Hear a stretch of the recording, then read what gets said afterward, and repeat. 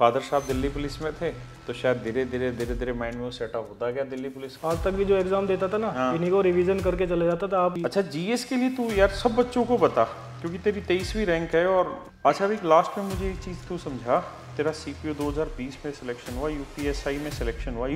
मेरे प्यारे बच्चों, आप सभी को नमस्कार, आप सभी का स्वागत है इस सेशन में। मेरे बच्चों, मैं आज आपसे मिलवाने जा रहा हूँ एक बच्चे जिसका नाम है अंकित, और ये है बागपत से। और अभी ये बच्चा करंटली सीपीओ में 2023 में इसका सिलेक्शन हुआ है, 2023 सीपीओ में हुआ है। और इस 23 रैंक, यस सर, 23 रैंक है ऑल ओवर इंडिया।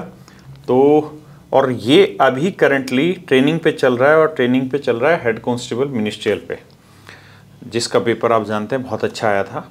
तो मेरे प्यारे बच्चों, आज इस बच्चे के बारे में जानेंगे। और इन वीडियोस का केवल और केवल एक ही उद्देश्य होता है, ना कोई प्रमोशन इसका उद्देश्य ना कुछ और, कि जब आप तैयारी कर रहे हों तो आपकी लाइफ में जब भी कोई ऐसा मोमेंट आए जब आप फेड अप हों, तो इन बच्चों की जर्नी से कुछ मोटिवेशन ले लें, इनसे कुछ सीख लें। और अगर आपके जीवन में ये 1% भी रोल प्ले कर पाए उस मोमेंट पर, जिस मोमेंट पर आप फंसे हुए हैं, तो शायद हमारा और इनका आना सफल हो जाएगा। तो आइए मेरे बच्चे जानते हैं। अंकित भाई, पहले तो तू पूरी डिटेल बता, शुरुआत कहाँ से थी, स्कूलिंग कहाँ से हुई, पेरेंट्स क्या करते हैं? सर मेरा नाम अंकित है और मैं बिलोंग करता हूँ बागपत से, यूपी बागपत से। और मेरी जो पढ़ाई हुई है वो वहीं गांव के पास नज़दीक एक स्कूल है, वहाँ से हुई है 12th तक। फिर 12th के बाद जो ग्रेजुएशन की है मैंने हंसराज कॉलेज से की है। फिर और ग्रेजुएशन में क्या सब्जेक्ट थे? मेरा सर केमिस्ट्री ऑनर्स।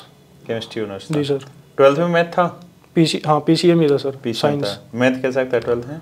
मैथ मतलब ठीक था मेरा, अबव एवरेज ही था। अबव एवरेज था। और हंसराज कॉलेज से तूने केमिस्ट्री ऑनर्स? ओके। और पापा मम्मी क्या है भाई? और पापा सर वर्किंग है अभी दिल्ली पुलिस में, और मम्मी हाउसवाइफ है, और 3 भाई बहन हैं हम। और तो अभी रह कहाँ रहे? दिल्ली? अभी दिल्ली में रह रहे हैं सर। सरकारी क्वार्टर में? Yes sir. कहाँ पे? मयूर विहार। मयूर विहार में।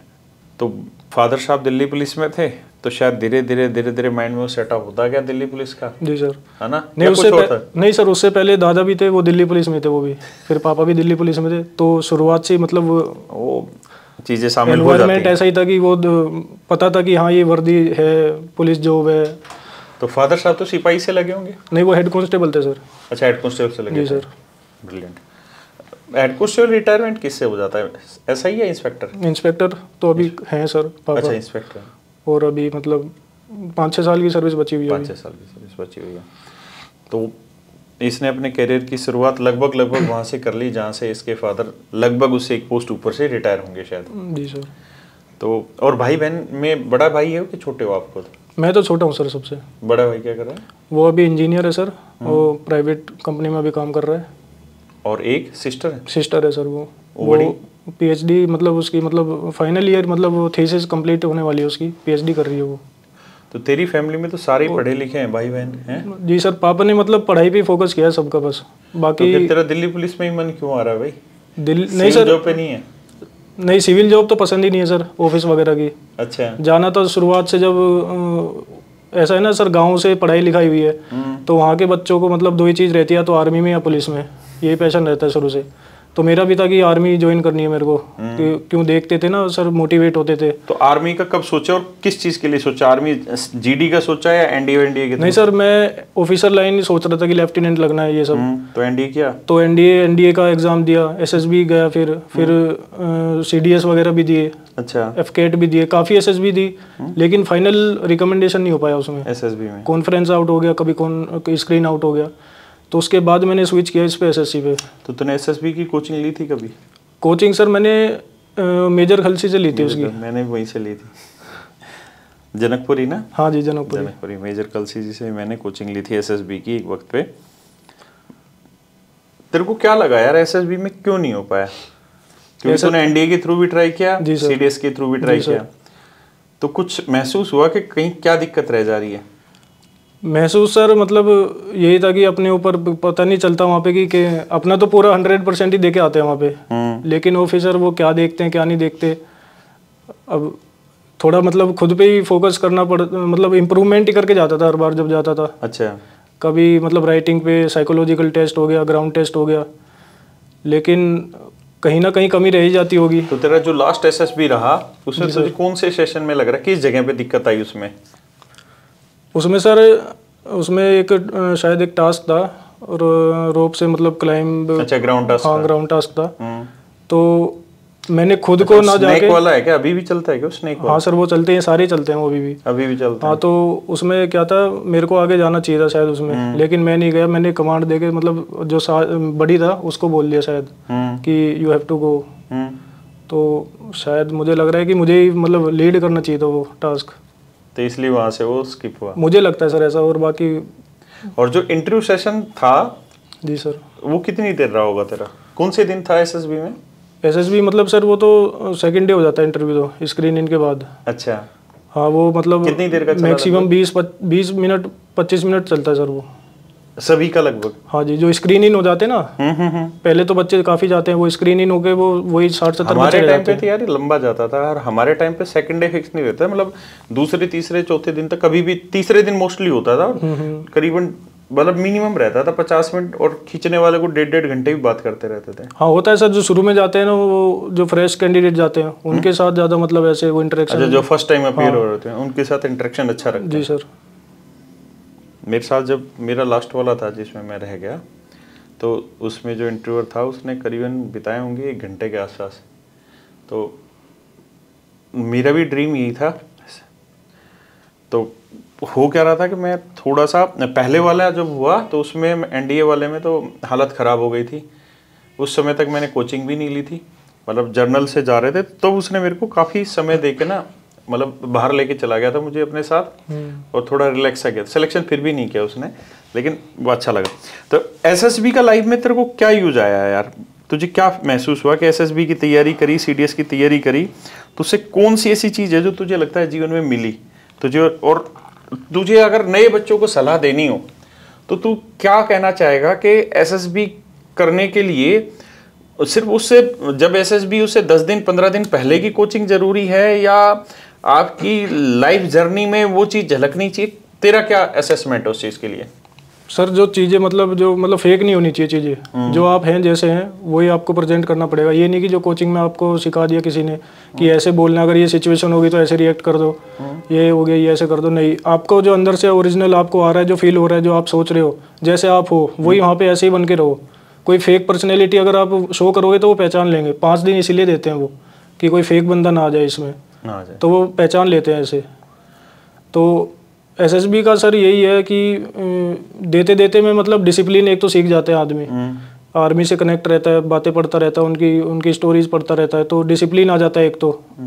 और एक ये है कि खुद के बारे में मतलब पर्सनैलिटी थोड़ी इंप्रूव हो जाती है, कि आपको अपनी पर्सनैलिटी पे वर्क करना पड़ता है, क्योंकि गांव से मतलब पढ़ के जाते हैं तो इतना कुछ एक्स्ट्रा करिकुलर एक्टिविटीज़ भी ज़्यादा कुछ नहीं होती, और खुद पे भी इतना काम नहीं होता। बस ये होता है कि हाँ भाई, पढ़ाई लिखाई हो गई, ठीक है, नंबर आ गए, बस लेकिन खुद पे भी इम्प्रूवमेंट, अगर खुद को जानना है, पहचानना है, सबसे मेन बात वही होती है इंटरव्यू में, कि आपके बारे में ही वो पूछेंगे मेनली। कोई घुमा फिरा के कुछ बड़ी बातें नहीं पूछते वो आपका बैकग्राउंड क्या है, आपको क्या हॉबीज़ पसंद है, क्यों पसंद है, उसकी डिटेल्स पूछ लेंगे फिर।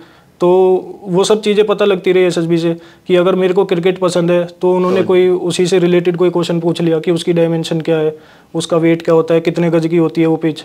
तो ये माइन्यूट डिटेल सब अगर आप प्रिपरेशन करोगे तो तभी आपको मतलब जानकारी होती रहेगी एसएसबी के थ्रू। जी मैम। तो तेरा जब इंटरव्यू सेशन हुआ उसमें 20 मिनट का, तो तू स्क्रीन आउट कितनी बार हुआ? मैंने सर 11 बार दिया एसएसबी। अच्छा। तो उसमें से 7 बार मैं कॉन्फ्रेंस आउट हूँ और 4 बार स्क्रीन आउट हो। तो सबसे लंबा इंटरव्यू कौन सा चला तेरा? वो सर मेरा था ये एनडीए के थ्रू था, उसमें फर्स्ट टाइम था एनडीए 12th के बाद ही, पहले वाला ही जो अटेम्प्ट था। तो उसमें मुझे लग रहा है हाफ एन आवर के अप्रोक्स ही होगा वो। और उसमें कोई तेरा क्वेश्चन याद है जो उन्होंने कुछ अट्रैक्टिव सा तुझे लग रहा है, ये पूछा हो अपने? हाँ सर, एक क्वेश्चन था कि वो मैं पहली बार ही गया था, मैं मतलब बिल्कुल नूब था मैं उसमें। मुझे कोचिंग ली थी एसएसबी? नहीं सर, वो जस्ट मैंने 12th के बाद ही दिया था वो। ठीक ठीक, कुछ नहीं, फ्रेश बिल्कुल, मेरे को कुछ अता पता नहीं था। तो टिकट से गया था मैं लेके, तो उन्होंने मतलब वही पूछ लिया था कि कहाँ से तुम आए हो, कितनी दूर पड़ता है ये। तो उन्होंने स्पीड पूछ ली थी कि कैलकुलेट करके बताओ क्या एवरेज स्पीड रही होगी आपकी ट्रेन की, क्योंकि डिस्टेंस मेरा भोपाल था वो इंटरव्यू। समझ गया। तो डिस्टेंस थी कुछ 500 550 और मेरे को टाइम पता नहीं कितना 6-7 घंटे लग गए थे। तो उन्होंने एवरेज स्पीड पूछ ली थी, किस एवरेज स्पीड से आए हो तुम। अच्छा। तो मैं मतलब जब मेरे को डिस्टेंस भी नहीं पता थी और मेरे को मतलब टाइम ही पता था, जब मेरे को इतना नहीं पता था कि कितनी दूर है ये, कितनी दूर है, तो मैंने इतना ध्यान नहीं दिया, तो मैंने मतलब बता ही नहीं पाया मैं वो क्वेश्चन। वो काफ़ी सिंपल क्वेश्चन था। अच्छा, उसमें फंस गया। कुछ फैमिली बैकग्राउंड पे कोई सवाल उठाया जिसमें तू फंसा हो या झूठ पकड़ा गया हो तेरा कोई एसएसबी में, इतने सारे में 7 एसएसबी में? हाँ सर, वो बोलते ना कि एक्स्ट्रा कर हॉबीज़, मैंने मतलब ऐसे फेक हॉबीज़ लिख दी थी उसमें कि मैं ऐसे एनएसएस में भी हूँ, एनसीसी में भी हूँ, तो ऐसे मैं प्लांटिंग करता हूँ, ऐसे ये सब। तो उन्होंने उसी के बारे में पूछ लिया फिर कि कैसे ज्वाइन किया, क्या फ़ायदा होता है इसका। तो डीप डाउन जाते हैं वो फिर उस टॉपिक में, तो वो क्वेश्चन आंसर नहीं कर पाते, फिर वो पहचान जाते हैं हाँ इसने फेक हॉबीज़ लिख रखी है, इसको नहीं पता इसके बारे में। अच्छा, मुझे एक चीज़ बता कि तू जब तूने 10th क्लास पास की उसके बाद से तेरे एनडीए के मन में था? हाँ सर, वो मतलब 12th आते आते ना बच्चे मतलब साथ प्रिपरेशन करते हैं। अच्छा, तभी मन में डाला? हाँ, तभी आ गया था कि हाँ भाई एनडीए देना है। लेकिन तब इतना डिसिप्लिन था घर में? कुछ नहीं मतलब सुबह 5 बजे उठना और वो सब रूटीन में डालना पूरी? ये तो सर ये तो था, मतलब ये तो मतलब पापा से ही सीख लिया सारा, उन्होंने ही सिखा दिया सारा। सुबह 4 बजे उठना है, योगा एक्सरसाइज वगैरह ये सब, ये सुबह उठने का डिसिप्लिन जो है ये तो पापा मतलब काफ़ी स्ट्रिक्ट नेचर के हैं, थोड़ा स्ट्रिक्ट नेचर के हैं, वो खींच के रखते थे ऐसे ही।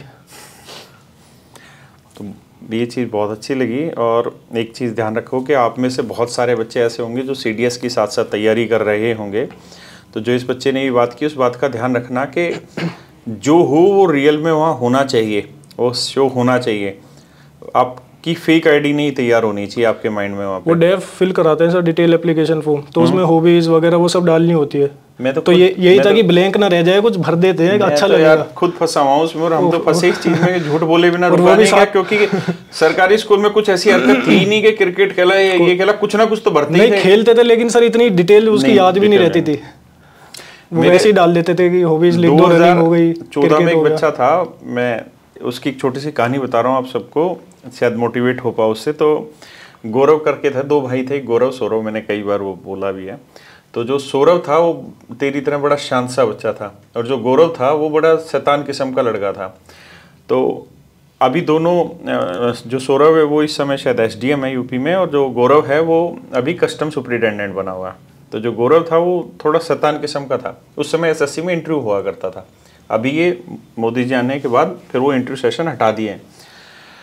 तो इंटरव्यू में जो ये हॉबी वाला पोर्शन था ना, वो इतना तेज था, उसने हॉबी ही फूड और इस चीज़ों पे मतलब कर दी कि इंटरव्यूअर को कुछ पता होगा नहीं उन चीज़ों का कि उसकी न्यूट्रिशन वैल्यू, और उसने होटल मैनेजमेंट किया हुआ था। तो उससे पूछा यही चीज़ें कि यार हमें शरीर में यार फैट बन रहा है, गैस बन रहा है, कुछ ऐसा बता क्या खाना चाहिए। भाई साहब उस 2013 2014 का वो बच्चा था, 2014 में सबसे ज़्यादा नंबर उसके इंटरव्यू में, जबकि उसको कुछ नहीं पता था, सब कुछ फेक था उसका। तो फेक बोलो तो इतनी समझदारी से बोलो कि सामने वाले की औकात ना हो उसे पकड़ जाए। उस पे भी मेहनत करके जाओ, फेक मेहनत करके जाओ, फिर वो कुछ भी बोलो, मजेदार। तो जब एसएसबी की तैयारी कर रहा था, सीडीएस के टाइम पे तो सीरियस हुआ होगा एसएसबी को लेके? जी सर, जी सर। उस समय तो सीरियसली तैयारी की, मतलब कोचिंग भी ले ली थी फिर तो मैंने उस दौरान। अच्छा, मेजर कल से सीडीएस के दौरान हुआ था। तो उस समय ये एसएससी वगैरह का कभी माइंड में था कि सीपीओ वगैरह में इस तरह कुछ? नहीं सर, तब मैंने सोचा नहीं था, मतलब यही था कि भाई जब तक अटेम्प्ट है सीरियसली इसी की प्रिपरेशन करता हूँ मैं। साथ के साथ सीजीएल का भी था, दोस्त कॉलेज में करते थे, बातें करते थे, प्रिपरेशन करते थे, बोलते थे अच्छी रैंक है, इंस्पेक्टर की पोस्ट मिलती है, ये सब। तो बैक ऑफ द माइंड था कि हाँ चलो भाई देखते हैं, लेकिन प्राइम फोकस अभी उसी पे था, एसएसबी वगैरह पे। सीरियसली प्रिपरेशन मैंने लॉकडाउन के बाद से एसएससी की शुरू करी है। अच्छा, लॉकडाउन के बाद? जी सर। और तूने फिर उसमें लिखा कि तूने ऑफलाइन कोचिंग ली हुई है? वो सर मैंने पहले आपसे ले ली थी सीडीएस के लिए, ताकि काम आए। अच्छा, सीडीएस के लिए वही ना, सेम ही चीज है। जी सर। तो तुझे मेरे बारे में सबसे पहले कब पता चला और कैसे पता चला? वो तो सर जब तो मतलब जस्ट स्टार्ट ही हुआ था कॉलेज वगैरह सब ये तो। और उस समय तो शायद इतना यूट्यूब पे भी कुछ नहीं था, सोशल मीडिया था ही नहीं, कुछ भी नहीं था सर वहाँ पे, कुछ नहीं था। वो ऐसे ही मतलब जाता था, मैं घूम के आता था इधर मुखर्जी नगर में कि देखे कौन पढ़ा रहा है, अच्छा क्या वो है। तो बातें हुई, जो मतलब पहले से तैयारी करते सीनियर्स वगैरह, उनसे मैंने बातें की तो उन्होंने बोला कि हाँ भाई राकेश यादव सर पढ़ाते हैं, अच्छा पढ़ाते हैं, ले लो बैच। तो आपका मैंने स्पेशल बैच आप चला रहे थे तो वो मैंने लिया था मुखर्जी नगर में। मुखर्जी नगर जी सर। तो तू फिर ऑफलाइन में रोज आता था क्लास लेने? बहुत आता सर, पहले ही आ जाता था सर, इतनी भीड़ होती थी ना उस बैच में, उस समय एंट्री लेने उसमें महाभारत होती थी, तो पहले ही आगे, मैं तो आगे गेट पे खड़ा हो जाता था। और उस समय ना तूने सोचा होगा ना हमने सोचा होगा कि ऑनलाइन भी पढ़ाई हो सकेगी किसी दिन। जब तो हाँ बिल्कुल ऑफलाइन ही था सब कुछ ऑफलाइन ही था। और सोशल मीडिया तो बिल्कुल भी इतना नहीं था यार उस समय, थोड़ा फेसबुक होता था, है ना। लॉकडाउन ने ही सब कुछ खराब कर दिया, इंस्टाग्राम। अभी तेरा ये बता कि जब तू तैयारी कर रहा था तो तेरा पहला सिलेक्शन कौन सा निकला? सर अभी मतलब 2020 के बाद मैंने ऐसे इसका दिया था सीपीओ का एग्जाम पहला, तो उसमें मेरे को सीआरपीएफ मिल गई थी 2020 में। फिर 2021 में, लेकिन मैंने ज्वाइन नहीं की सर वो, सोचा कि अभी 1-2 अटेम्प्ट है, देख लेते, अच्छी पोस्ट मिल जाए, ठीक है। फिर 2021 में यूपीएसआई का एग्जाम हुआ था, फॉर्म निकले थे, तो उसमें भी फाइनल सिलेक्शन हो गया। फिर 2022 में दिल्ली पुलिस एचसीएम का निकला था, ईडब्ल्यू और एचसीएम दोनों का, वो भी क्लियर हो गया। इसमें तो ट्रेनिंग कर रहा है? अभी अंडर ट्रेनिंग हूँ सर इसमें मैं। और 2023 में सीपीयू का निकला है सर ये, इसमें फाइनल सिलेक्शन AI-23। और सीजीएल के लिए? सीजीएल सर मैं मतलब इतना मतलब वो नहीं था, एग्जाम दिए थे लेकिन मेरा कहीं ना कहीं प्रीलिम्स निकल जाता था, मेंस निकल जाता था, फाइनल रह जाता था कुछ मार्क्स से, मतलब ऑफिस जॉब के लिए इतना वो नहीं था। तो अभी तेरी 23वीं रैंक आई ऑल ओवर इंडिया। जी सर। अब तू सीजीएल की तरफ ट्राई करेगा कि नहीं? सीजीएल सर इतना मतलब मेरे को नहीं लगता, मैं फील्ड जॉब मेरे को ज़्यादा पसंद है, पब्लिक से डायरेक्ट इंटरेक्शन हो, जहाँ पे मतलब आप डायरेक्ट किसी की मतलब रहते हुए मदद कर सको, ऐसी जॉब। ऑफिस जॉब तुझे वो शुरुआत से फोर्स की बीमारी लगी हुई है, सीडीएस एनडीए, तो फिर तुझे इधर ही अट्रैक्शन होगा। थोड़ा टफ माइंड है, टफ माइंड है, जेन्युइन बात है। और फिर फादर साहब का बिहेवियर ने वो चीज़ तैयार भी कर दी। हाँ, उनका भी मोटिवेशन, चाचा भी मेरे को मोटिवेट करते रहते थे, वो ज़्यादा करते थे कि नहीं तेरे को अभी है अटेम्प्ट दे ले और मेहनत, अच्छी रैंक आ जाएगी, मिल जाएगी। तो अभी सीपीयू से तेरे फादर साहब खुश हैं कि कुछ और कह रहे हैं? नहीं सर, काफ़ी खुश है अभी तो। और बाकी ऐसा जैसे टाइम मिलेगा सोच रहा हूँ मैं आगे भी मतलब कंटिन्यू रखूँ पीसीएस वगैरह की सर। पीसीएस वगैरह? जी सर। तो उस पर सिंसियरली एफर्ट डालेगा बाद में? डालूंगा सर, मतलब एक घंटा तो मैं सोचता हूँ, आप कितने भी बिजी हो 1 घंटा तो निकाल ही सकते हो जिस चीज़ को आप चाहते हो उसके लिए। तो देखता हूँ अगर टाइम मिला तो 1-1 घंटा जैसा भी मतलब मौका मिलेगा तैयारी करता रहूँगा। अच्छा, तूने जो ये जर्नी बिताई, इस जर्नी में चूंकि तेरा लगातार फेल्योर एनडीए वाला भी रहा, जी सर, सीडीएस वाला भी तरफ फेल्योर होता चला गया, तो उस जर्नी में तेरे को कभी ऐसा लगा कि यार मेरे से होगा ही नहीं, मैं गलत हूँ, मेरे को कुछ और ही कर लेना चाहिए? नहीं सर, काफ़ी मतलब जब शुरुआत होती है तो लगता है नहीं चल अभी तो क्या पता अगली बार हो जाए। जब आप 3-4 बार 5-6 बार फेलियर देख ले तो फिर लगता है कि भाई मेरे से होगा, सेल्फ डाउट आने लग जाता है कि मैं गलत ही डायरेक्शन में जा रहा हूँ, क्या मैंने अच्छे से तैयारी नहीं करी, या मेरे को स्विच कर जाना चाहिए, या मेरे को और अटेम्प्ट देने चाहिए जब तक मतलब चांसेस हैं। तो ये सर 2021 की बात है, मतलब वो सबसे मैं कह सकता हूँ मेरा मतलब सबसे लोवेस्ट फेज था 2021 वाला, क्योंकि उस टाइम पे मैंने दिल्ली पुलिस का कांस्टेबल के एग्ज़ाम वो निकला था, एग्ज़ाम निकला था, उसका फिजिकल भी था जून में। तो उसके लिए मैंने बहुत मेहनत करी उसके फिजिकल के लिए कि एटलीस्ट कोई तो नौकरी मिले, कुछ तो मिले सर। काफ़ी टाइम हो गया था वो सीडी वो एसएसबी वगैरह देते हुए, तो उसके मतलब जून में उसका फिजिकल था और मैंने 1-1.5 महीना मतलब 2-3 दोपहरी में फिजिकल किया उसका पूरा अच्छी तरीके से। और उसका जब फिजिकल था तो उसमें मैं 1-2 सेकंड से रह गया था, वो चिप वगैरह से लगा के दौड़ाते हैं वो, समझ गया। तो वो आंधी तूफान, मतलब उसमें मौसम भी थोड़ा ख़राब था और धूप भी थोड़ी ज़्यादा थी, 11-12 बजे हमारा फिजिकल हुआ था, तो वो फिजिकल आउट हो गया उस समय। तो वो काफ़ी मतलब ऐसा डिप्रेसिंग फेज था ना कि जिसके लिए तुम मतलब जो तैयारी जी जान लगा के तैयारी कर रहे हो और उसी से आप निकल जाओ बैड लक की वजह से या किसी और वजह, तो काफ़ी लोएस्ट फील होता है जब। तो यही था कि मम्मी हमेशा मोटिवेट करती रहती थी, कोई नहीं, अब नहीं, देर है ऊपर वाले के सवेर है, देर नहीं है, तो आज नहीं तो कल आ जाएगा, कल नहीं तो परसों आ जाएगा, मतलब तू लगा रहे, हो जाएगा सिलेक्शन तेरा कहीं ना कहीं। बस घर वालों का और बड़ों का आशीर्वाद था। फादर साहब का क्या रिएक्शन रहता था उस मोमेंट पे जो फेल्योर आते थे? पापा मतलब एट द मोमेंट तो पापा मतलब थोड़े स्ट्रिक्ट ही होते थे, उनसे तो डर ही लगता था कि बता दूंगा तो अभी बताएंगे कि कैसे रह गया तेरे अंदर ही, मतलब तूने ही कुछ कमी छोड़ी होगी जब ही रह गया। लेकिन बाद में वो भी आराम से फिर प्यार से समझाते थे कि नहीं कोई बात नहीं है, हो जाएगा तेरा, करता रहे, मेहनत करता रहेगा तो हो ही जाएगा। सिलेक्शन तो उन्हीं का होता है जो मेहनत करते रहते हैं। किस्मत बेशक अभी नहीं तेरा साथ दे रही तो मेहनत करेगा तो किस्मत भी साथ देगी।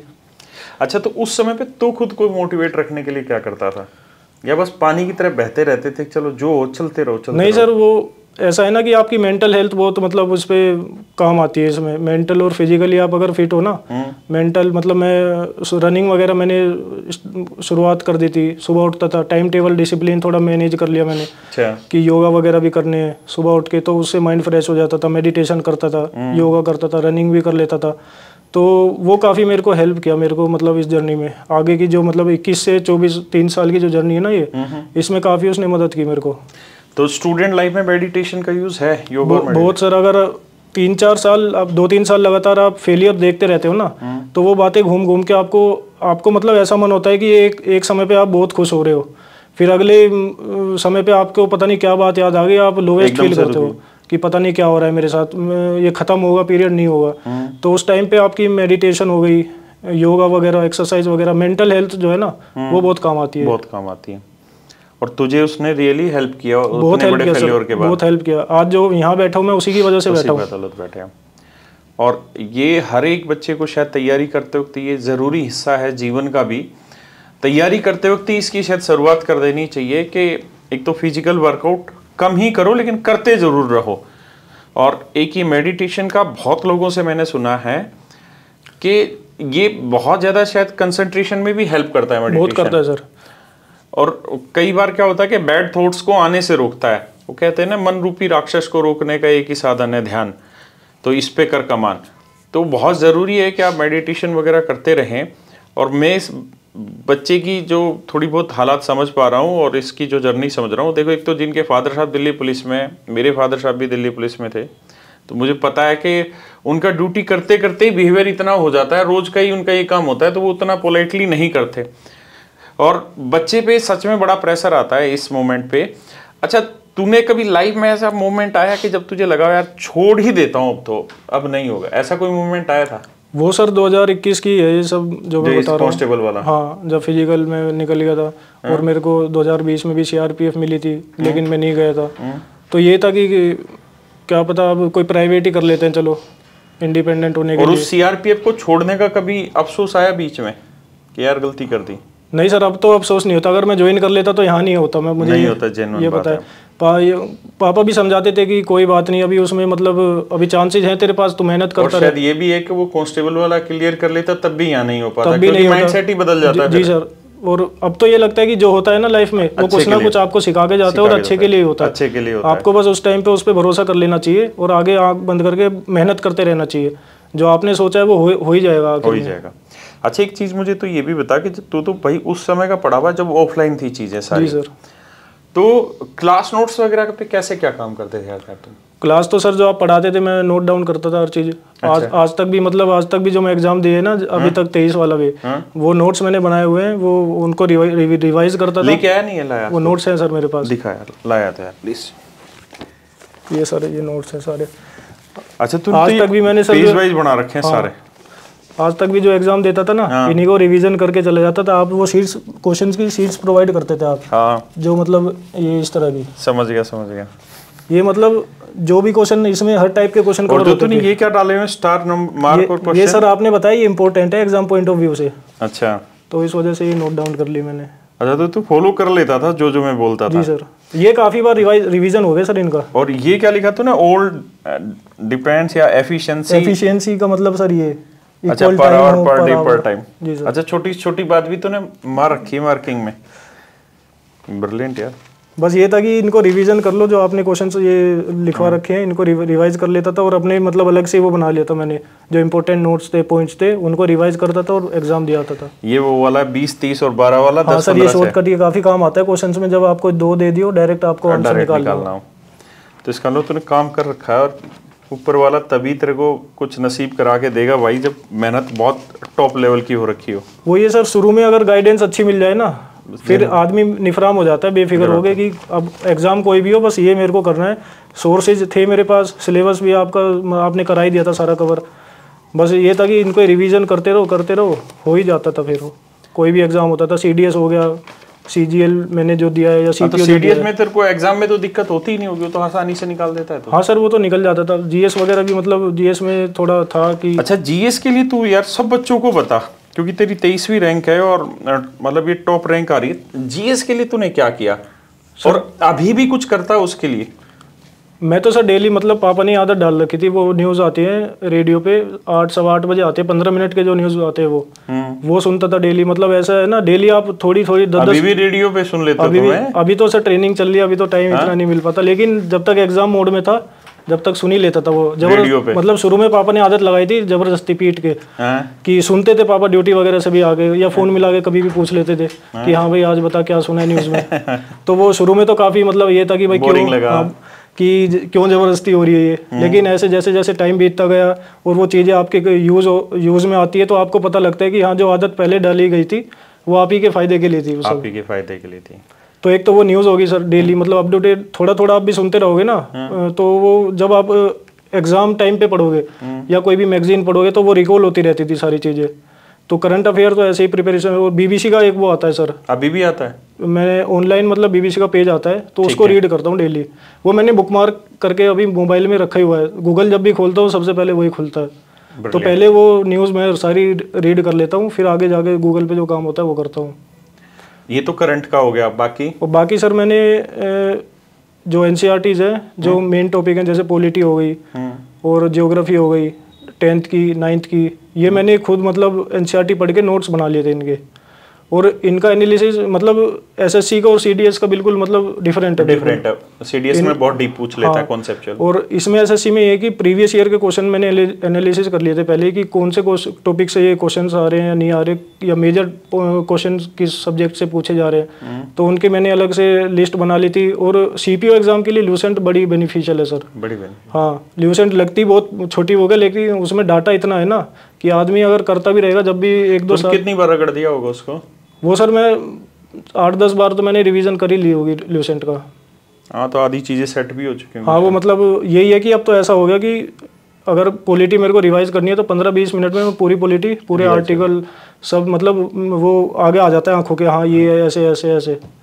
और वैसे भी देखो ये बात तो तय है कि 23वीं रैंक लाने में केवल मैथ के दम पे आप रैंक नहीं ला सकते, रीजनिंग के दम पे रैंक नहीं आएगी।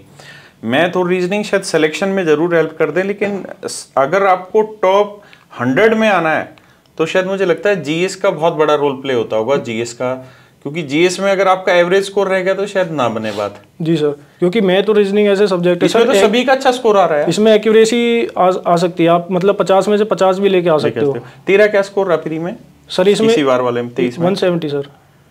मैथ की बात कर रहा हूँ। इसमें एक क्वेश्चन गलत था मेरा, रीजनिंग में भी और मैथ दोनों में। तो वो मैक्सिमम ही अटेन करते हो तुम उसमें? तो क्या? जी सर। और इंग्लिश में कितना स्कोर रहा? इंग्लिश में 37 या 38 था इसमें। और इंग्लिश में वोकैब को कैसे तैयार करते थे? वोकैब सर जैसे न्यूज़पेपर रीड करता था उसी से हो जाती थी। न्यूज़पेपर द हिंदू या कोई और? द हिंदू। अच्छा। जो एडिटोरियल आते थे उसी में से जो मतलब 1-2 वर्ड नहीं लग गए वो अलग कॉपी में लिख। और प्रीवियस एडिटोरियल वाला पेज उठाता था तो? हाँ सर, पूरा नहीं मैं रीड करता था, जब मैं मतलब CPO ओरिएंटेड बता रहा हूँ बस, मैं खाली एडिटोरियल, क्योंकि कॉम्प्रिहेंशन में भी वो कई बार वो एडिटोरियल ही उठा के डाल देते हैं, तो खाली वो ही पढ़ लेता था 1-2, और जो मतलब डिफिकल्ट वर्ड लगते थे उनको अलग से नोट डाउन कर लेता था। और बाकी जो प्रीवियस ईयर की वो कैप थी उसी से मैंने ज़्यादा फोकस किया। प्रीवियस ईयर में आ जाती है, प्रीवियस ईयर की करी हुई? हाँ सर, मतलब 80% आ ही जाती है वो, बाकी आप एलिमिनेशन लगा के भी कर सकते हो। अगर एक नहीं आता तो आप 2-3 ऑप्शन एलिमिनेट करके वहाँ तक पहुँच जाते हो। और GS में तूने बताया कि GS तो मेहनत मांगेगी तभी तेरा स्कोर। अच्छा तो GS में क्या स्कोर था तेरा प्रीलिम्स में भाई? GS में सर 32 था। ठीक। और इंग्लिश में क्या था? 37। बाकी मैथ और रीजनिंग में एक ही गलत हुआ। सर। हाँ तो जेन्युइन है। मैथ और रीजनिंग तो एक टाइम के बाद ऐसा है कि उसमें तो एक स्टेज आ जाती है, उसके बाद आप बहुत ज्यादा कर नहीं सकते। 1-2 सवाल तो कभी भी गलत हो सकते हैं, किसी से भी गलत हो सकते हैं। वो भी सर सिली मिस्टेक हो जाती है। हाँ वो नेचुरल है यार, उससे आप बहुत ज्यादा बच भी नहीं पाओगे। सिली मिस्टेक कभी भी हो सकती है, लेकिन इंग्लिश और रीजनिंग ना, इंग्लिश और GS पे भी प्रॉपर ध्यान देना चाहिए। अच्छा एक चीज मुझे बताना कि आज के टाइम में मॉक टेस्ट की तुझे क्या लगता है कितनी इंपॉर्टेंस है? और जैसे अभी मैं 7वीं रैंक वाली बच्ची से बात कर रहा था, तो उसने कहा कि सर मॉक टेस्ट में हम क्या करते हैं कि पहले एक ही दिन मॉक टेस्ट देते हो, तो अगले दिन फ्री रहती हूँ, उस मॉक टेस्ट का एनालिसिस करता। तेरी खुद की क्या स्ट्रेटजी रहती थी मॉक टेस्ट को लेके? मॉक टेस्ट सर मैं सुबह उठते ही लगाता था मॉक टेस्ट, जब फ्रेश माइंड होता था, सब अपना योगा वगैरह मेडिटेशन करके 7 बजे 8 बजे मैं लगाने बैठ जाता था एक मॉक टेस्ट, और 2 घंटे कंप्लीट लगाता था, मैथ इंग्लिश रीजनिंग जीएस? बिल्कुल 2 घंटे का होता है सर ये सीपीओ का, तो वो लगाता था। और एक मॉक टेस्ट लगाता था 2 घंटे का, लेकिन एनालिसिस उसका मैं 1-2 घंटे बाद 3-4 घंटे तक एनालिसिस करता था उसका, एक क्वेश्चन का। हाँ, एक दिन में एक ही मॉक टेस्ट लगता था। ठीक है। लेकिन उसमें इतने वीक एरियाज थे ना, जो वीक पॉइंट्स मेरे थे वो सारे कवर करके मैं नोट डाउन कर लेता था एक एक चीज डेली का। जी सर, कि मैं किस क्वेश्चन को मैं मतलब ऑप्शन से मतलब कौन सा क्वेश्चन मेरे को आता है, कौन सा नहीं आ रहा, किस में मैं मतलब तुक्का मार के हो जा रहा है वो क्वेश्चन। अच्छा, मॉक में कभी ऐसा हुआ कि स्टक हो गया हो, एक स्कोर पे बढ़ ही नहीं पा रहा, उसी के आसपास 1-2 नंबर ऊपर नीचे पे घूम रहा है? बिल्कुल होता था सर, जब मतलब बगैर एनालिसिस के मैं मॉक देता था। शुरू में ऐसा ही था। पहले तो ये था कि पहले ये लगता था जब भी मॉक लगाते थे ना, तो ये था कि पहले सिलेबस कंप्लीट कर लेता हूँ जब मॉक लगाऊंगा। ठीक है। पहले वो सिलेबस ही पूरा कभी मतलब कंप्लीट ही नहीं होता, वो कुछ ना कुछ रह जाता है। तो मैं बोलूँगा कि एक्शन ओवर परफेक्शन, ये चीज़ अप्लाई होनी चाहिए। समझाए इसको थोड़ा सा। कि मतलब आप किसी भी चीज़, हम ह्यूमन टेंडेंसी होती है सर कि पहले किसी चीज़ में मैं परफेक्ट हो जाऊं, जब भी उसको मैं शुरुआत करूंगा उसकी, लेकिन वो कभी होता ही नहीं, वो पॉइंट आता ही नहीं कभी कि परफेक्ट हो जाओ आप किसी चीज़ में। जेन्युइन है। और मॉक टेस्ट में तो खासकर ये होता है कि अपने आप को बच्चे ये सोचते रहते हैं कि नहीं, मैं पहले पूरा सिलेबस कर लेता हूँ फिर मॉक टेस्ट लगाऊंगा, या मैं पहले पूरी किताबें खरीद लेता हूँ, नोट्स बना लेता हूँ, जब मॉक टेस्ट लगाऊंगा। आपको जितना आता है आप सेक्शन वाइज मॉक लगाओ, उस पहले दिन से आप मतलब मॉक टेस्ट से ही आप वीक एरियाज को अपना आइडेंटिफाई कर सकते हो, नहीं तो एक ही पॉइंट पे स्टक होके रह जाते हैं सर। ठीक। वो वहाँ से वीक एरियाज पता लगते रहते हैं, उन पे वर्क करते हैं। या मान लो ग्रामर का रूल हो गया, मैथ्स में कोई फॉर्मूला गलत हो गया, या सिली मिस्टेक जो होती है ग्रामर उसमें, मैथ्स में और रीजनिंग में, वो जो सिली मिस्टेक होती है वो मॉक टेस्ट के थ्रू ही हम इम्प्रूव कर सकते हैं अपनी। अच्छा, दूसरा मुझे अब ये बता कि मॉक टेस्ट तुम लगाते थे और फिर उसको एनालिसिस करते थे, तो फिर जो तो ये डेली नोट्स बनाता था उसके एनालिसिस के, पेपर के पहले फिर तूने क्या किया? आखिरी के 10 दिन की स्ट्रेटजी बताओ मुझे। पेपर के आखिरी 10 दिन, जब पेपर होना था उससे जस्ट 10 दिन पहले। 10 दिन पहले सर जो मैंने मॉक टेस्ट लगा रखे थे ना सारे, एक कॉपी में मैंने note down sir main point जो जहाँ मैं मिस्टेक करता था उनको मैंने अलग से नोट डाउन कर लिया था कि इस तरह का अगर सिंप्लीफिकेशन का क्वेश्चन है, इसमें मेरे को टाइम लग रहा है, मैं डायरेक्ट मतलब शॉर्टकट से नहीं लगा रहा, मैं जेन्युइन फॉर्मूला लगा के कर रहा हूँ, तो वो लिख लेता था कि इसको ऐसे नहीं ऐसे करना है। तो जो वीक एरियाज थे वो सारे नोट डाउन कर लिए थे मैंने, जहाँ मेरी सिली मिस्टेक हो रही थी। जैसे बोर्ड मार्क्स का क्वेश्चन हो गया, कहीं मतलब डिवाइड मल्टीप्लाई की मिस्टेक हो गई कहीं, या कोई क्वेश्चन होता था कि यूनिट डिजिट से हो सकता था वो, या सम ऑफ 9 डिजिट से हो सकता था, या डिविजिबिलिटी ऑफ 11 से हो सकता था, लेकिन मैं प्रॉपर उसको फॉर्मूला से कर रहा हूँ, तो अलग से नोट डाउन कर लिया मैंने कि हाँ अगर इस तरह का क्वेश्चन आएगा तो ये डायरेक्ट भी हो सकता है। तो उन सबको रिवीजन करके गया था सर मैं 10 दिन पहले, मतलब उन्हीं को रिवाइज करता रहता था मॉक देने से पहले, कि पहले इनको रिवाइज कर लेता हूँ ताकि ये मेरे माइंड में रहे कि अगर इस तरह का क्वेश्चन आएगा तो मेरे को डायरेक्ट यही अप्लाई करना है। ठीक। तो उससे काफ़ी बेनिफिट मिलता है। और आखिरी 2 दिन में क्या रहता था? पेपर से 2 दिन, जस्ट 2 दिन पहले? 2 दिन पहले तो सर यही होता है कि रिवाइज जितना ज़्यादा हो सके उतना ही कर लो। और 1 दिन पहले तो वही घर वाले भी यही बोलते थे अब मत पढ़, जो होना था जो पढ़ लिया वो बहुत है काफ़ी, अब मत पढ़, अब क्या ही पढ़ेगा, तो इतने सालों से तैयारी कर रहा है तो 1 दिन में कुछ नहीं होगा। लेकिन यही है कि रहता है बच्चों को कि एग्जाम टाइम तक पढ़ते रहते हैं जब तक एग्जाम शुरू ना हो जाए वो। तो तेरा क्या स्टेटस था लास्ट टाइम का? मैं भी सर ये था कि जीएस में ये था कि चलो ये टॉपिक और पढ़ लेता हूँ, अभी वो एनालिसिस होना शुरू हो जाते हैं ना कि ये आ सकता है, ये आ सकता है, लालच मन से नहीं निकलता। हाँ, वो मतलब चलो ऐसे ही देख लेते हैं, रिवाइज क्या पता इसी से आ जाए, तो वो काफ़ी इकट्ठा हो जाता है, लेकिन वो हेल्प नहीं करता फिर एंड में। अच्छा, हेल्प नहीं होता। जो आपने मन लगा के पहले तैयारी कर रखी होती है ना, वही क्वेश्चन क्लिक होते हैं एग्जाम टाइम में। जो आप तेरे नए दोस्तों को क्या कहना चाहेगा आखिरी 2 दिन पे? रिलैक्स करें या पढ़ें उस समय 2 दिन में? क्या नहीं सर, पढ़ाई से तो ज़्यादा फायदा नहीं होगा उसमें, क्योंकि आप पढ़ तो लोगे लेकिन अप्लाई नहीं कर पाओगे एग्जाम में। क्वेश्चन गलत होने के बहुत ज़्यादा चांस है उसमें। जो आपने पहले ठंडे दिमाग से तैयारी करके जो बैठ के आराम से शांति से पढ़ाई की है ना, वो आपको लंबे समय तक याद रहेगी, और क्वेश्चन को एलिमिनेशन भी आप उसमें यूज़ कर सकते हो, जो आपने पहले नॉलेज इकट्ठी की हुई है। जल्दबाजी में क्या होता है, जो सही क्वेश्चन होता है ना वो भी आप सोचोगे नहीं ये तो अभी मैंने ये पढ़ा था, लेकिन आपको सही आते हुए आप गलत पे टिक करके आ जाओगे उसको, डबल माइंड कर। तो ये 2 दिन पहले तो बिल्कुल मतलब बैठ जाओ, खाली बस फॉर्मूले रिवाइज कर लो, जो आपने पढ़ लिया उसी को रिवीजन कर लो, नया कुछ मत पढ़ो उसमें। अच्छा ये बता के डाइट वाइट का कैसे क्या करता था? अब देसी जो घर में बन रहा वही? जो सर घर में बनता है वही खा रहा हूँ मैं तो रोटी हो गई बढ़िया से खाता था, कंट्रोल करके खाता? नहीं कंट्रोल की तो कुछ वो नहीं है, बस जो मिलता था जितनी भूख लगती थी वो खा ही लेता था सब कुछ। फिर लाइब्रेरी में रहता था कि अपने क्वार्टरों में बैठ के पढ़ते? इधर ही घर पे पढ़ाई की रही है सर मैंने। घर पे पढ़ाई की? तो लगभग दिन में कितनी सीटिंग होती थी तेरी घंटे की? सुबह में सर पढ़ता था 1-2 घंटा, फिर मतलब लगातार मैं ज़्यादा नहीं पढ़ता था, 2 घंटे पढ़ लिया, मॉक टेस्ट लगा लिया, फिर उसका 1-2 घंटे बाद मैंने ब्रेक ले लिया, फिर उसका 2-3 घंटे तक एनालिसिस कर लिया, फिर 1-2 घंटा मैंने कोई मैथ्स के सेट ऑफ क्वेश्चंस आते हैं जो चैप्टर वाइज वो लगा लिए, ऐसे करके मतलब 5-6 घंटे तो हो ही जाता था दिन में। अच्छा अभी लास्ट में मुझे एक चीज़ तो समझा, तेरा सीपीओ 2020 में सिलेक्शन हुआ, यूपीएसआई में सिलेक्शन हुआ, यूपीएसआई पे तूने ज्वाइन नहीं किया? वो sir due to some medical reason मेरे स्पाइनल मतलब कुछ प्रॉब्लम थी तो मैं ज्वाइन नहीं कर पाया एट दैट टाइम। अच्छा और बाद में तेरा जो दिल्ली पुलिस वाला ये सब इंस्पेक्टर वाला रहा सीपीओ का, इसके फिजिकली के लिए तुझे तैयारी करनी पड़ी या तू कर ही रहा था रूटीन में? नहीं सर फिजिकल तो मेरा ऐसा था कि अब भी आप 1 हफ्ते का टाइम दोगे जब भी क्लियर ही हो जाएगा, फिजिकल के लिए कभी कोई दिक्कत नहीं हुई ऐसी। बस वो उस समय किस्मत खराब थी कांस्टेबल वाले? जी सर वो मतलब उसमें पर वो अच्छी थी किस्मत, नहीं हुआ उसमें टाइमिंग भी 6 मिनट है सर, उसमें मतलब आपको 1 महीना तो अलग उसमें डाइट भी फॉलो करनी पड़ेगी, अच्छे से प्रैक्टिस करनी पड़ेगी। कुछ वो जून में था बिल्कुल दोपहरी में गर्मी ज़्यादा थी।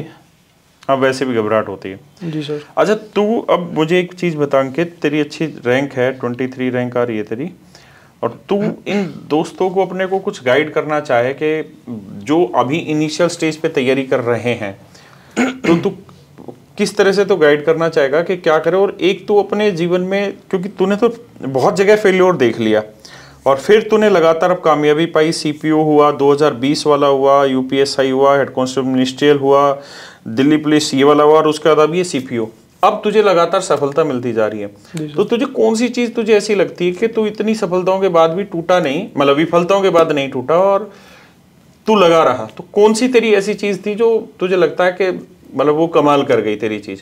और बच्चों के लिए तू क्या कहना चाहेगा? एक तो सर मैं यही बोलूँगा कि जब आप मतलब जो तैयारी कर रहे हो तो गाइडेंस आपको अगर राइट मिल गई शुरू में ही, वो ले लो गाइडेंस, मतलब एक ही सोर्स को आप फाइनलाइज कर लो और उसी को बार बार रिपीटिशन मोड पे उसी पे भरोसा करके, जो भी आपको टीचर है गाइड कर रहा है भरोसा रखो और उसी के जो वो पढ़ा रहा है उसको करते रहो, रिपीटेडली करते रहो। अगर जब तक आप सक्सेस अचीव नहीं कर लेते तो वो काफ़ी हेल्प करती है, बजाय इसके कि आपने एक टॉपिक यहाँ से उठा लिया फिर और किसी का देख लिया फिर और किसी को पीछे जा रहे हो आप, तो वो सब हटा के मन से खाली एक सिंगल सोर्स रखो और उसी को रिपीट करते रहो। और दूसरा है कि अपनी मेंटल और फिजिकल हेल्थ पे भी आपको काफ़ी मतलब मेहनत करनी है साथ साथ, ये नहीं कि पढ़ाई को ही आप सारा टाइम देते रहोगे, क्योंकि अल्टीमेटली अगर आपको मतलब ये सक्सेस ऐसा नहीं है कि आपको आज आपने शुरू करी कल मिल जाएगी, उसमें टाइम भी लग सकता है। तो उसके लिए आप उस टाइम पे आपको काफ़ी महसूस होगा कि आपकी मेंटल हेल्थ कैसी है, मेडिटेशन करते रहो, फोकस आपका बना रहेगा, कॉन्फिडेंस आपको आता रहेगा, कुछ भी अपने को एंगेज रखो कि मतलब 1-2 एक्टिविटीज़ में कोई अच्छे से मतलब मोटिवेशनल सॉन्ग्स आते हैं उनको सुन लो, या फिर कुछ ऐसी मोटिवेशन आपके अंदर मतलब बनी रहनी चाहिए जिसे आप देखो तो मोटिवेट होते रहो बार बार। तू किस चीज़ से मोटिवेट होता था? मैं तो सर अभी मेरे पास एक वो है थैला है, उस पर मतलब एक पुलिस वाले की वर्दी का वो फोटो लगा हुआ है। अच्छा। तो वो तो मेरे जहाँ में पढ़ता था ना वहीं पे मतलब दीवार के उसके गेट के पीछे वो थैला टंगा रहता था। हाँ। तो उसी वर्दी को देख के मैं जब भी मतलब डिमोटिवेट होता था तो मैं अपने को इमेजिन करता था। अच्छा, कि ये उस वर्दी की जब ये वर्दी मेरे ऊपर आएगी तो कितना अच्छा लगेगा। कितना अच्छा लगेगा। वो थैला भी अभी मेरे पास है सर बैग में। निकाल यार तू।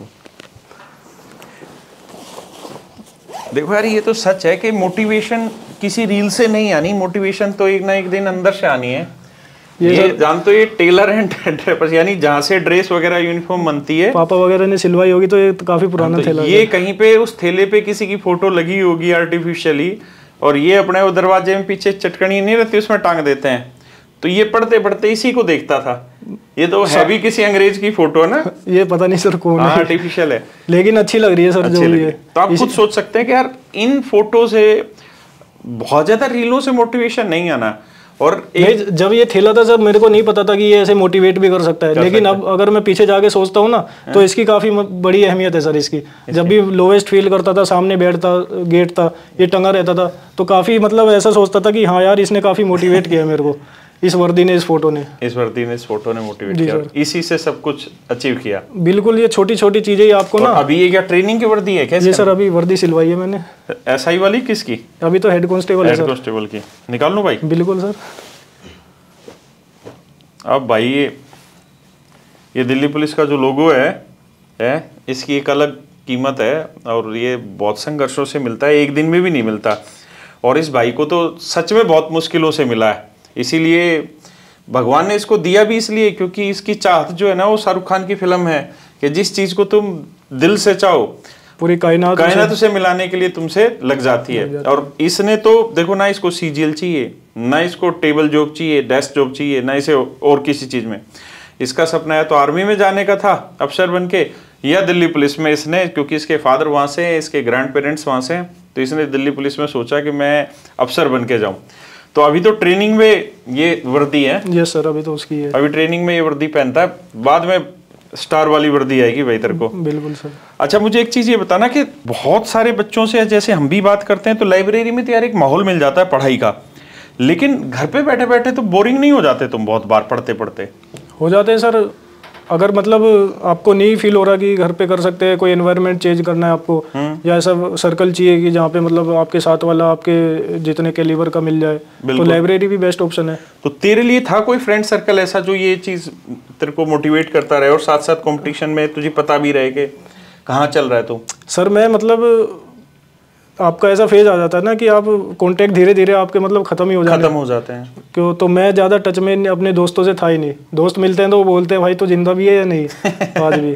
तो काफ़ी मतलब इतना टच में था ही नहीं मैं किसी के। एक तो धीरे धीरे मन नहीं करता कि बात करने का, कि वो मतलब कोई सक्सेस हो रहा है, कि कोई मतलब जॉब कर रहा है कहीं पे, तो उनकी मतलब इंस्टाग्राम वगैरह भी नहीं चलाता था कि बाकी होगी पोस्ट वगैरह आती थी, तो जब तो अच्छा लगता था, लेकिन जब बंद करके रख देता तो काफ़ी डिप्रेशन फील होता था कि बाकी ऐसे एंजॉय कर रहे हैं और अभी तक हम ऐसे मतलब मेहनत ही कर रहे हैं, अभी तक कुछ मिल नहीं रहा, मिल ही नहीं रहा। तो इतना मतलब कांटेक्ट नहीं था दोस्तों से, लेकिन अब बात करेंगे खुल, मतलब अच्छे से कांटेक्ट बनाएंगे, बात करेंगे। अब वक्त है, अब आने वाला वक्त उसी चीज़ के लिए कि अब सामाजिक रिश्ते भी निभाए जाएं, यारी दोस्ती भी निभाए जाएं।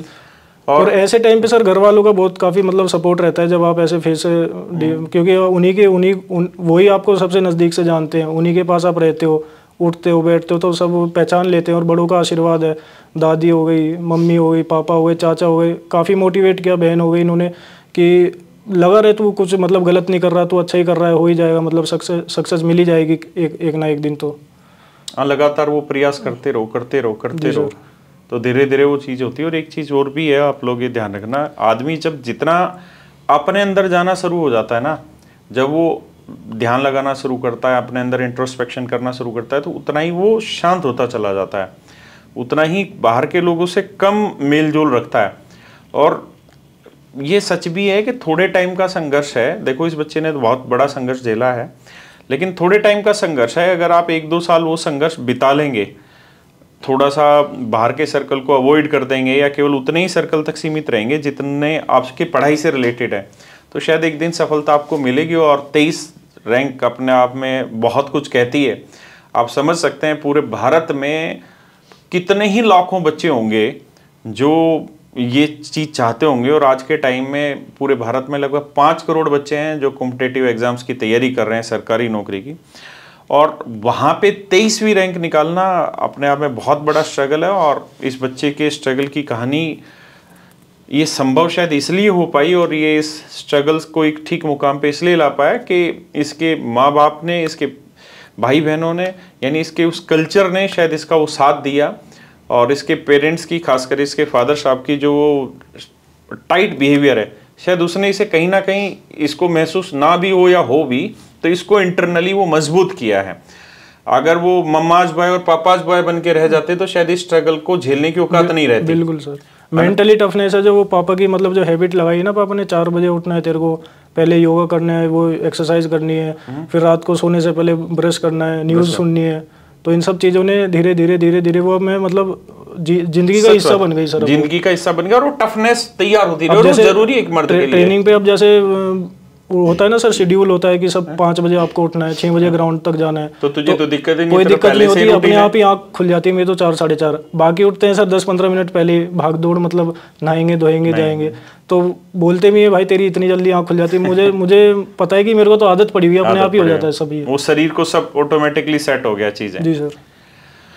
अच्छा, एक लास्ट मैसेज तू बच्चों को अगर कोई देना चाहे, जहाँ बच्चा, बहुत सारे बच्चे ऐसे हैं जो आज के टाइम में तैयारी कर रहे हैं, जो 1-1, 2-2 साल से तैयारी करने लग रहे हैं और उनमें वो सेल्फ बिलीफ नहीं बन पा रहा है, और शायद सेल्फ बिलीफ बन भी नहीं पा रहा होगा। उनका कारण ये भी है कि वो बहुत लंबे समय से तैयारी कर रहे हैं और फैमिली कंडीशन भी उनकी ऐसी है कि उनके सामने रोज ये सिचुएशन रहती है कि यार इसको छोड़ दें या कंटिन्यू रहें। तो आखिरी जो पत्थर रहता है जिसको बस मारना है और फिर आगे एक मंजिल है, उस मौके पे जो बच्चे बैठे उनके लिए तू क्या कहना चाहेगा कि कैसे अपने आप को बांधे रखे और तैयारी करते रहें? सर इसमें मैं कहता हूँ कि डिसिप्लिन आपका मतलब होना चाहिए। आप एक तो फिजिकली एक्टिव हो जाओ, कुछ ना कुछ आप एक्सरसाइज कर लो, रनिंग वगैरह कर लो, मेडिटेशन कर लो, अपने को सुबह के टाइम पे एंगेज रखो। मतलब सुबह 5 बजे उठ जाओ, फ्रेश एयर होती है, बाहर घुमाओ थोड़ा बहुत, आपका माइंड फ्रेश हो जाएगा। फिर 2-3 घंटे मतलब आप जो भी पढ़ोगे तो वो आपको याद रहेगा और आपको मतलब बोरियत फील नहीं होगी उसमें।